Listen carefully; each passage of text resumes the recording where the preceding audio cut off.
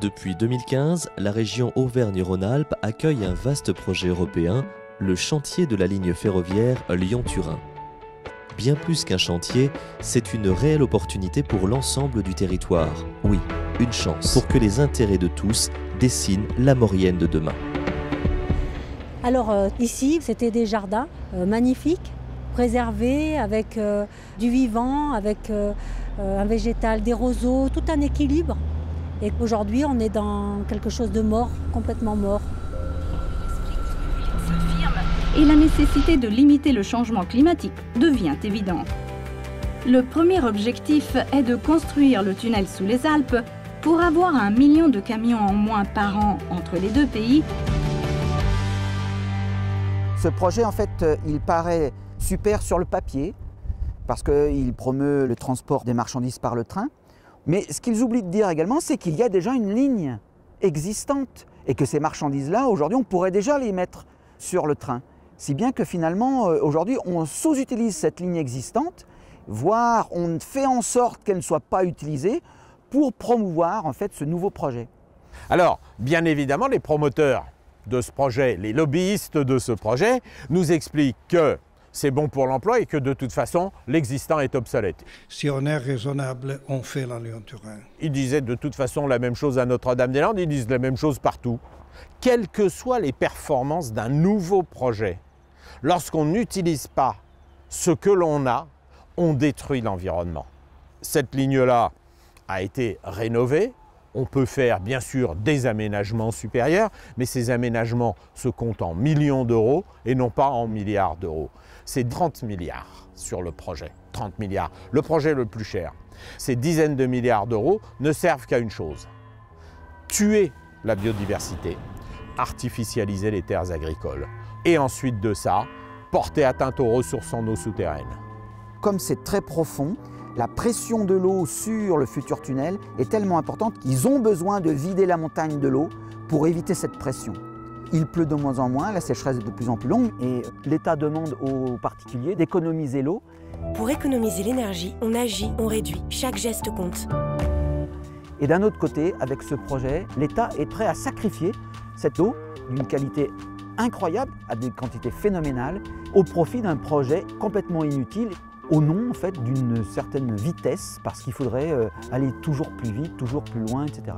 L'objectif, c'est d'avoir un temps de parcours de Paris-Milan en 4 heures, au lieu de 7 heures actuellement. Donc vous allez économiser 3 heures de votre temps. En fait, ils avaient comparé un temps direct et sans arrêt à un temps où il y a 10 arrêts. Alors effectivement, quand tu t'arrêtes 10 fois, c'est sûr que c'est plus long que quand tu t'arrêtes pas du tout. Et il y a une équipe de télévision qui a fait la démonstration qu'en fait, on pouvait le faire en 5h25. Alors ils lui disent, et là, il ne sait plus quoi répondre. Quand même dans vos dépliants, vous avancez, voilà, le Paris-Milan pourra se faire en 4 heures au lieu de 7, c'est un mensonge. Oui, c'est une présentation favorable. Erronée. Favorable. Bon, vous êtes d'accord pour dire que votre communication de 4 heures au lieu de 7, elle n'est pas très honnête quand même. On simplifie un peu. Donc oui, ils trichent, ils mentent, et en plus, ce qui est scandaleux, c'est qu'on a eu Bouygues vous nomme un président pour défendre les partenariats publics-privés dans les infrastructures de transport, qui est lui-même nommé président de Lyon-Turin Ferroviaire et de TELT, et qui va signer les contrats pour Bouygues, etc., etc. Comment pouvez-vous être impartial, Hubert Duménil ? Évidemment, je m'en remets à l'appréciation notamment de la justice. Si à un moment donné, cette action est sollicitée. Cela a été le cas, la conclusion est terminée, on peut passer à autre chose.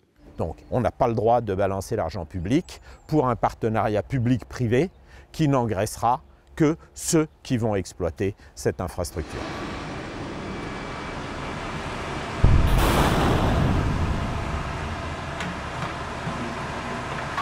Pour l'instant, sur les 160 km de galeries à creuser, il y a à peu près 25-27 km de creusés. Et là, aujourd'hui, ce qu'on voit, là, les gravats qu'on voit là, c'est moins d'1 kilomètre de galerie. Donc c'est qu'un échantillon, ce qu'on voit là. Et c'est un échantillon qui est assez déroutant. Je dirais même esthétiquement, il y a quelque chose d'assez beau. Voilà, on a pris des photos. Voilà, quand vous voyez le tunnelier qui avance et qui percute la montagne, c'est vraiment absolument remarquable.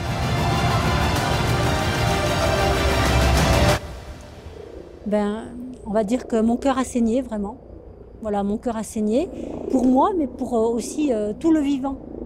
Voilà, tout le vivant, c'est-à-dire tous les animaux qui sont perdus parce qu'ils n'arrivent plus à suivre le corridor qui leur était familier.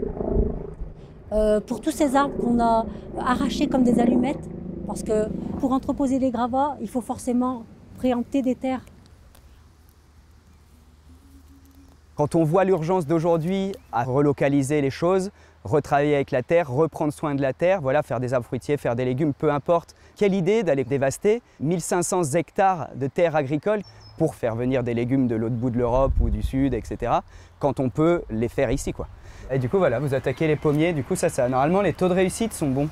Dire qu'on va se faire exproprier pour une cause juste, bon, soit on peut l'accepter, mais là, de se rendre compte que c'est pour un projet inutile, qu'il faut arrêter, qu'en fait, il y a déjà une ligne qui existe, le fait que c'est des sommes monstrueuses d'argent qui vont être mises en place, ça va être de l'eau qui va être gaspillée, et les maraîchers qui en ont plus, ça, forcément, ça enrage. Et nous, on a fait le choix de se faire la promesse qu'on ne lâcherait pas cet endroit-là pour un projet comme ça.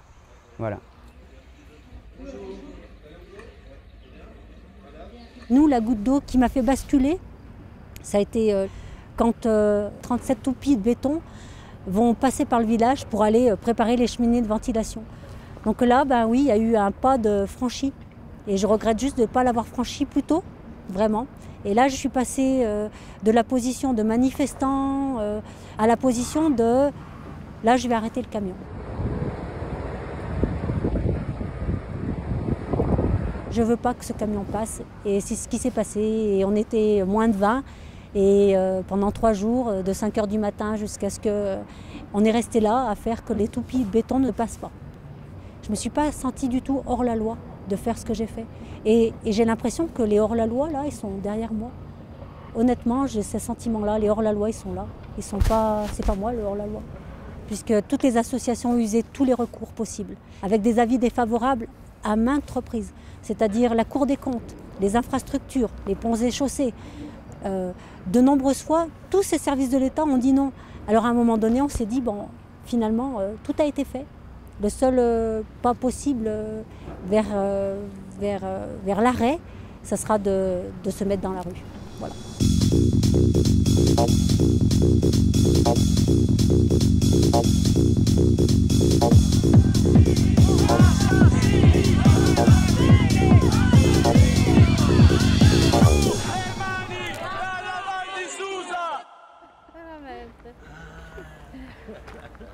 Vedi, man mano che ci muoviamo, si muovono anche loro. Non so di che cosa abbiano paura.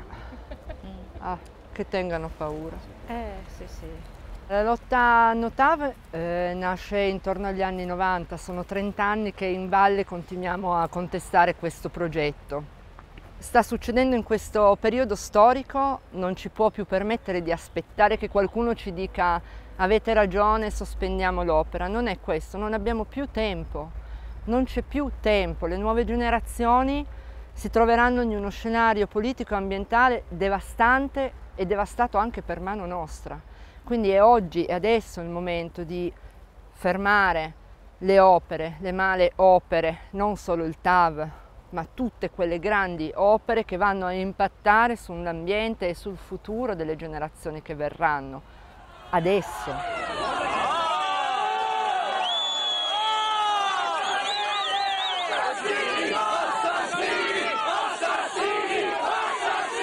Quando hanno comunicato che sarebbero venuti a fare il carotaggio qua, è stato normale per tutti decidere di capire che l'unica maniera per fermarli era mettere il proprio corpo sulla strada, tutti assieme.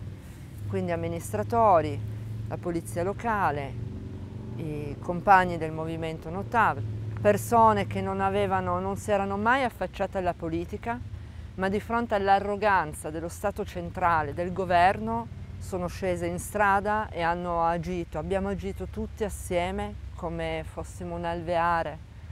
È incredibile, ancora oggi mi fa effetto pensare a quei giorni. Molto amore, molto amore.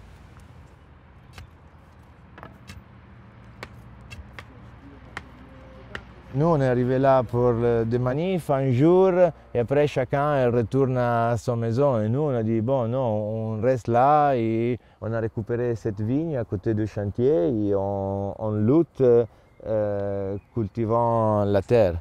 On s'en occupe, on la garde. Tous les grillages, c'est un cadeau de la PAF français.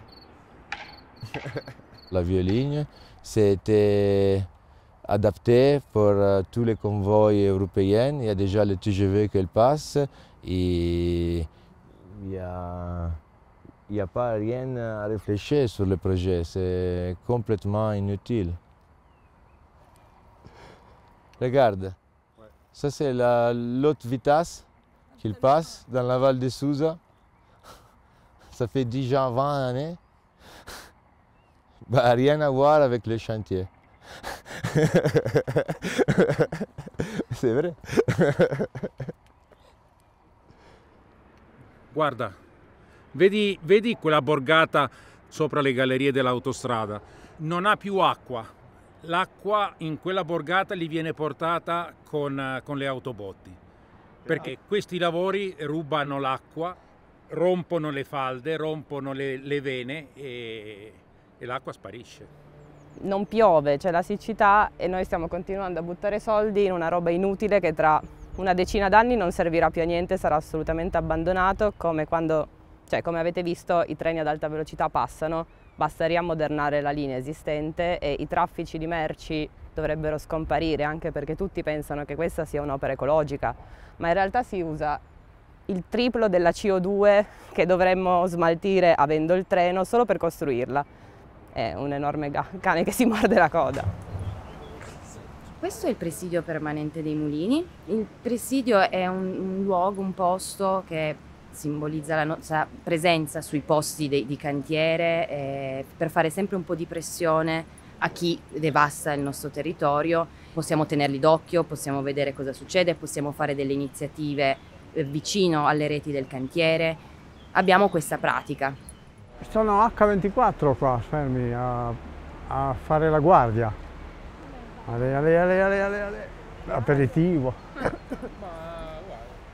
Non so come si dice in francese, ma si agitano.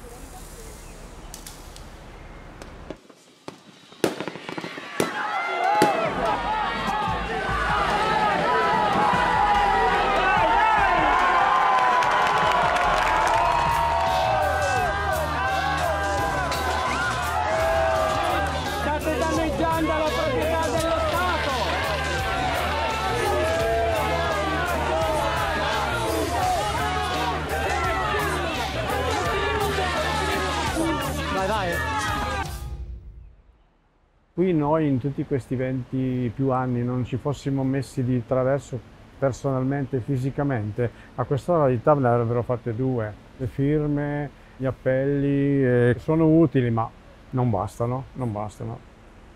I Notav sono violenti, ma sono ormai più di 20 anni che la violenza noi la subiamo dallo Stato. Per non parlare poi degli anni di prigione che continuano a infliggerci. Moi je pense que ça c'est de la violence. Beaucoup plus forte qu'un caillou. Et quand il te vole l'eau, c'est de la violence aussi. Il faut répondre. È importante la manifestazione del 17 perché è una manifestazione internazionale che passa le frontiere. È un modo per abbatterle queste frontiere. Le montagne non hanno mai diviso, hanno sempre unito i popoli. Da una parte e dall'altra della frontiera la lotta è la stessa. I problemi sono gli stessi. Il 17 giugno sarà un punto di partenza per mettere assieme le nostre conoscenze e le nostre lotte e finalmente andare insieme verso un percorso comune, verso una vittoria.